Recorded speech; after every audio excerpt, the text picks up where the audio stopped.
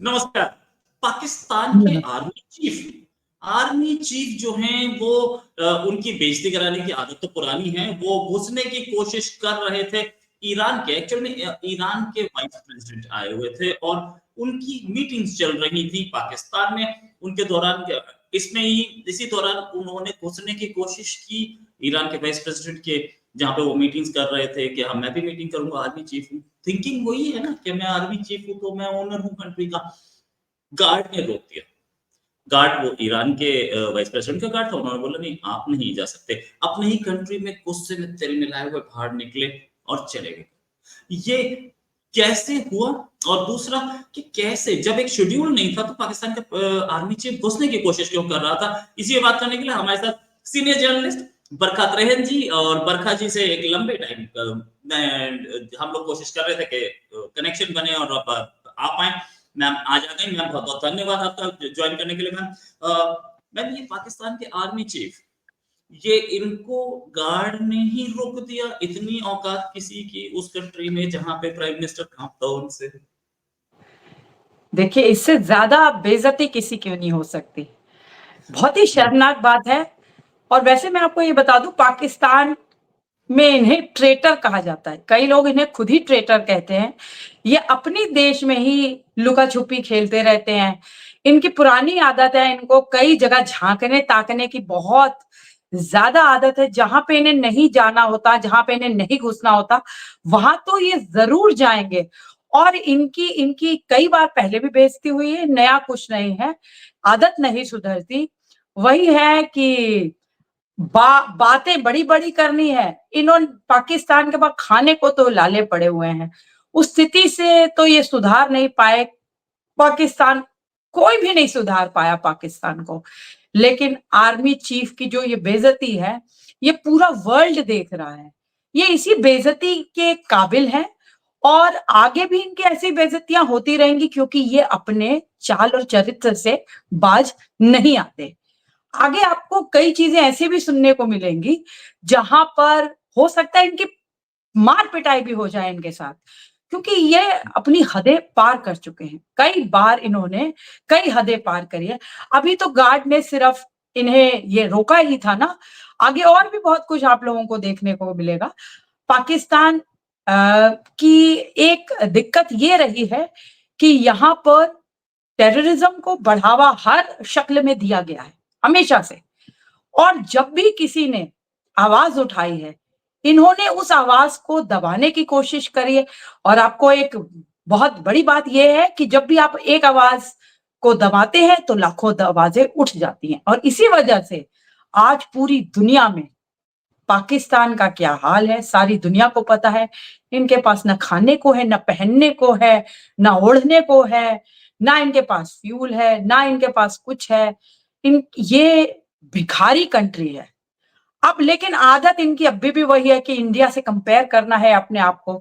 India में एक स्थिर प्रधानमंत्री मिले, जिसकी वजह से इंडिया की हाइट्स को काफ़ी गेन हुआ। इंडिया ने बहुत ज़्यादा अच्छा डेवलपमेंट दिखाया है। कुछ अरसों में बहुत अच्छा डेवलपमेंट इंडिया ने दिखाया है। और जब आपको एक स्ट्रॉन्ग प्राइम मिनिस्टर मिलता है, तो आप काम की शक्ति आपकी बढ़ जाती है, आपका लेवल बढ़ जाता है। आज आपने देखा कि प्रेसिडेंट जब इलेक्शन होते हैं अमेरिका में भी, तो ट्रम्प के बारे में भी ट्रम्प क्या कहता, मोदी मेरा यार है, या अब के बाद ट्रम्प सरकार का नारा किसने दिया था? और कहीं न कहीं ट्रम्प की जीत में भी भारतीय मूल के जो लोग वहाँ रहते हैं, उनका बहुत बड़ा एक योगदान है। तो मैं सिर्फ कहना ये चाह रही हूँ कि भारत ने तो बुलंदियों को छूना कब से शुरू कर दिया था और हमारा परचम पूरे विश्व में लहरा रहा है। उधर अगर उलट देखिए, तो पाकिस्तान से हमारा कोई रिश्ता नहीं रह गया सिवाय क्रिकेट के। अब ये क्रिकेट वाला रिश्ता भी आप भगवान जाने कितने दिन और कंटिन्यू हो पाएगा, क्योंकि एक बार जो दुश्मन, वो सदा दुश्मन रहता है।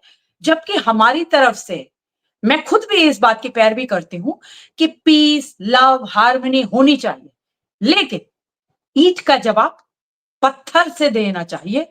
अगर हमारा दुश्मन ना समझे बातों को, तो ईंट का जवाब पत्थर से देना पड़ेगा।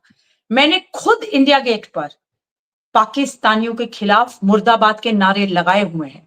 वो इसलिए लगाए थे क्योंकि अगर पाकिस्तान भारत को के लोगों को जरा तनिक भर भी अगर उनको आहत करता है, उन्हें परेशान करता है, तो हम सब हिंदुस्तानी एक हैं और उनके खिलाफ खड़े हैं, पाकिस्तानियों के खिलाफ खड़े। उनको लेसन, जब भी हमारे हिंदू भाइयों के वहां पे मंदिर जलाए जाते हैं या हिंदू भाइयों को जलाया जाता है, महिलाओं को रेप किया जाता है, आज भी ये घटनाएं बहुत ज्यादा हो रही हैं वहां पर। अक्सर आपने सुना होगा, रोंगटे खड़े हो जाते, खून खौल जाता है कि मानो क्या ना कर बैठे। लेकिन वही बात आ जाती है, क्योंकि हम हमेशा पीस की बातें करते हैं, प्यार, मोहब्बत, इन सब की बातें करते हैं। हम हमेशा सोचते हैं कि दुश्मन को प्यार की भाषा समझाई जाए, क्योंकि आखिर अगर कभी भी युद्ध होता है तो युद्ध में बहुत ही भयावह स्थिति बनती है युद्ध में। तो हम कभी भी युद्ध नहीं चाहते, लेकिन मौन नहीं रहेंगे। अब वो जमाने चले गए जब हम मौन रहते, सारे जो आपके सितम थे वो सहते थे, अब नहीं सहेंगे। अब हम रिटेलिएट करेंगे, अब हम पुरजोर तरीके से आपको जवाब देंगे, हर फ्रंट पे आपको जवाब देंगे। इसीलिए आप देखिए, ये इनका ये तो गार्ड था, ये वैसे भी किसी मीटिंग में इन्हें बुलाया ही नहीं जाता। आज भारत तो हर जगह रिप्रेजेंट करता है, लेकिन इनको तो किसी मीटिंग में बुलाया नहीं जाता, इनको तो वैसे ही निकाल रखा है मीटिंग से। और ये जबरदस्ती घुसने की कोशिश करते हैं, हर जगह पे पीप करने की कोशिश करते हैं। तो उसका हर्ष तो यही होगा। मैं तो बार-बार उस वीडियो को देख रही थी।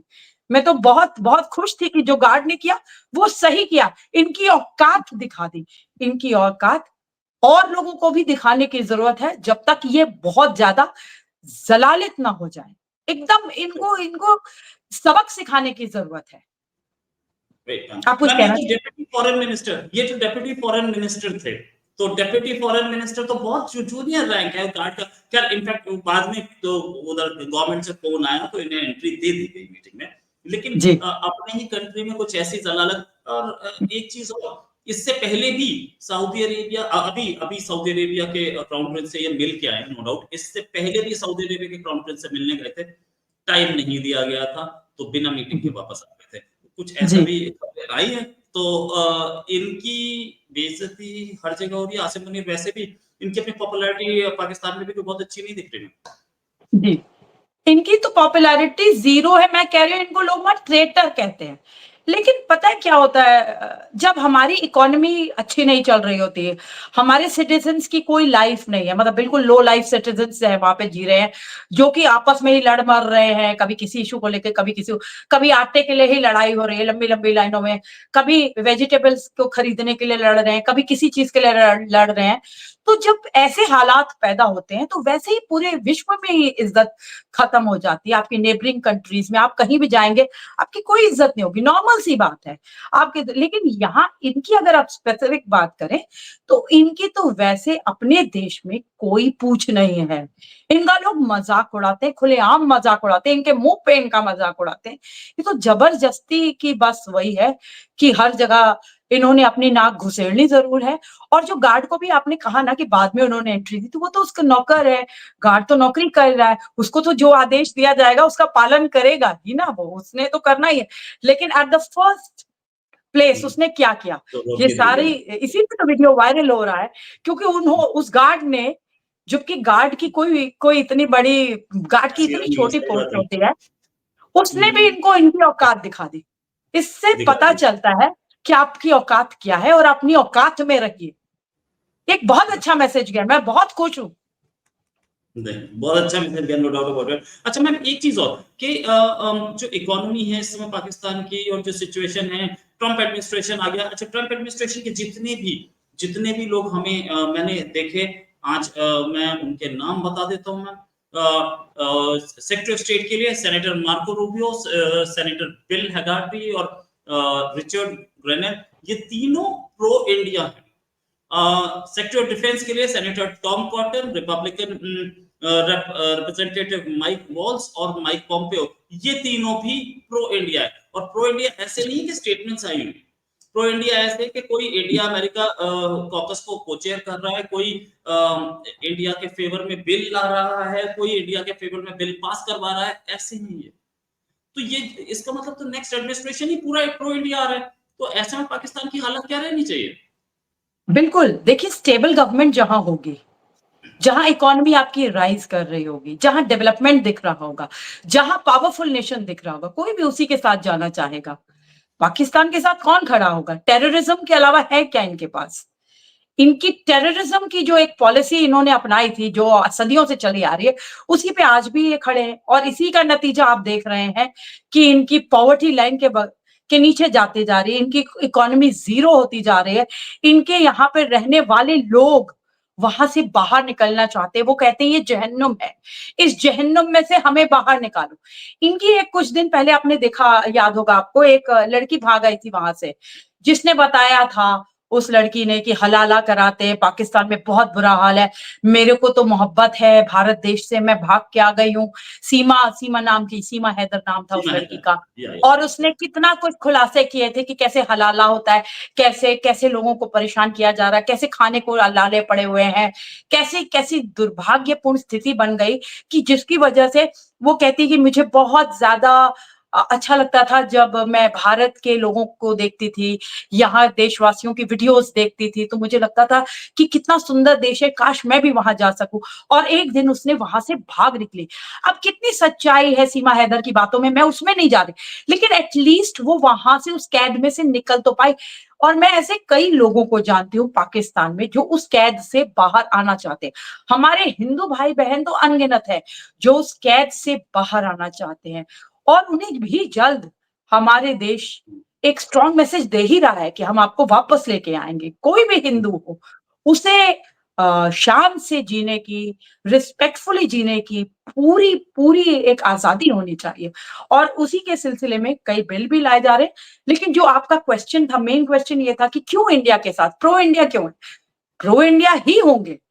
इंडिया का डेवलपमेंट जो है वो फार फार फार, इतना ग्रोइंग ग्राफ है इंडिया का, इतना ग्रोइंग ग्राफ है, हर लेवल पे आप जाइए, मैक्रो से लेके माइक्रो लेवल तक चले जाइए, बहुत अच्छा ग्राफ जा रहा है इंडिया का। और हर जगह पे आप देखिए वाहवाही हो रही है, हर मीटिंग्स में हमें बुलाया जाता है, हमें अपनी बात रखने का मौका दिया जाता है, हमारे लिए पॉलिसीज ड्राफ्ट की जाती है। जो आज से 10 साल पहले, मैंने बहुत अब्रॉड ट्रैवल किया है, 10 साल पहले मैं जब जाती थी और अभी जाती हूँ, बहुत फर्क है। अभी एक अलग लेवल की रिस्पेक्ट मिलती है हर जगह पे, जहां भी जाओ। तो सबसे पहला जो उनका, जैसे मैं अभी यूरोप गई थी, ओ मोदी, मतलब अभी हर इंडियन को मोदी के साथ जोड़ दिया जाता है। तो एक ये अच्छा, एक बहुत अच्छा सिग्नल मिलता है। तो ये बहुत बड़ी अचीवमेंट है इंडिया के लिए।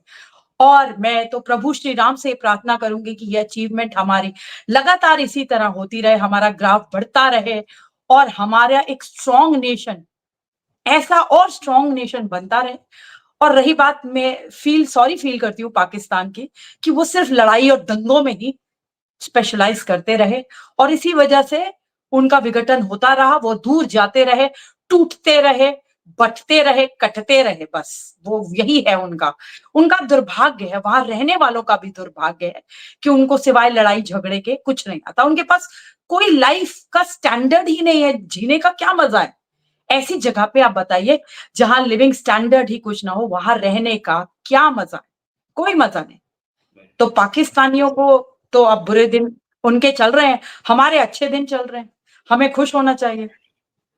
बिल्कुल सही ma'am. Thanks a lot ma'am for joining. बहुत बढ़िया डिस्कशन था। उम्मीद है जल्दी एक डिस्कशन और करेंगे। अभी के लिए नमस्कार, धन्यवाद, जय हिंद। जय हिंद।